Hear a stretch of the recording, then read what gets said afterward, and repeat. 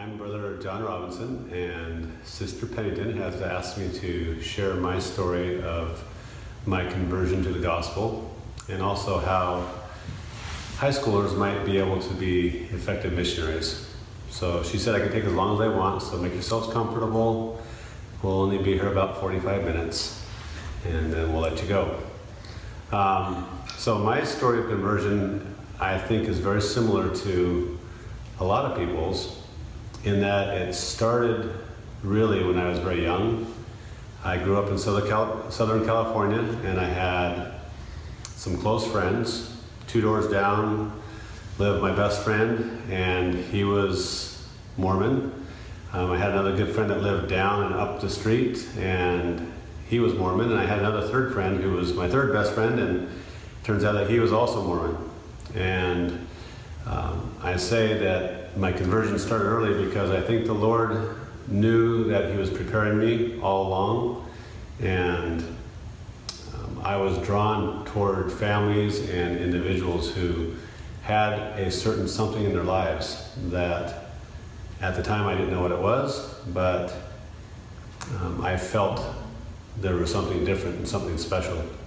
So that's where it all began. And then we moved to Oregon when I was 14 years old.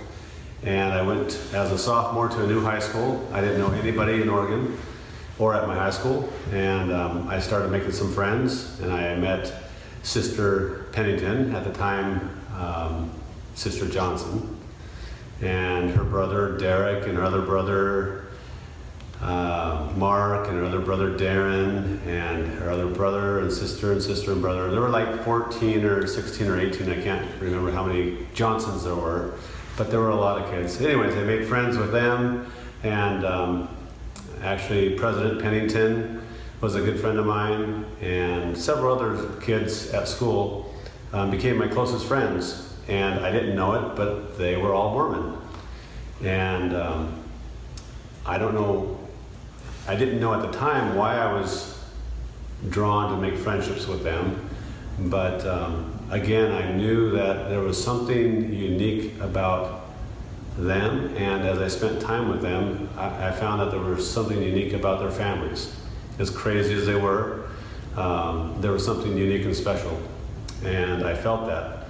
And as I started to mature a little bit as a high schooler, I often thought, whatever it is that they have, I want to have that same special thing for my family.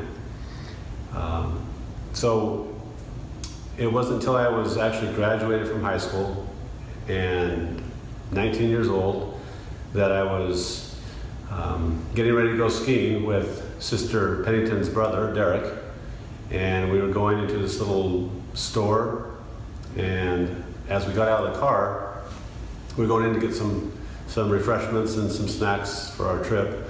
I stepped out of the car, and he stepped out the other side, and I looked over the car and said, "Hey, Derek, can I go to church with you?" And he kind of looked at me and said, yeah, I guess. I kind of took him by surprise, because what he didn't know is that throughout our years of friendship and the years of friendship with my other friends, they had been preaching the gospel to me.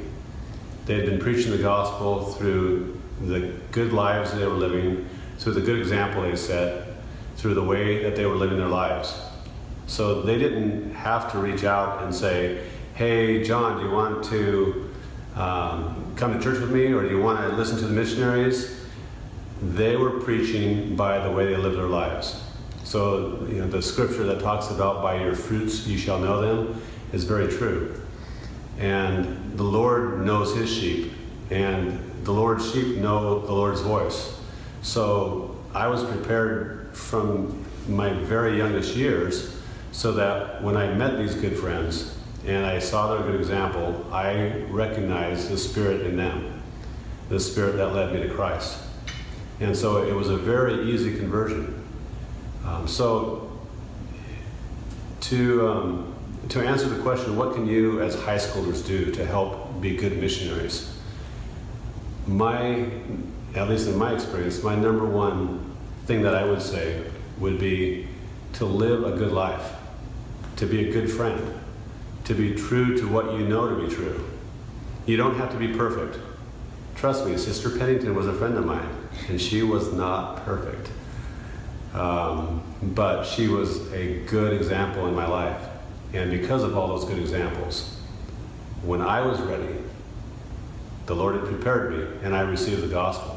I was one of those golden contacts. Within about 4 weeks, I had a baptismal date set, and I was baptized. And there's been no looking back since.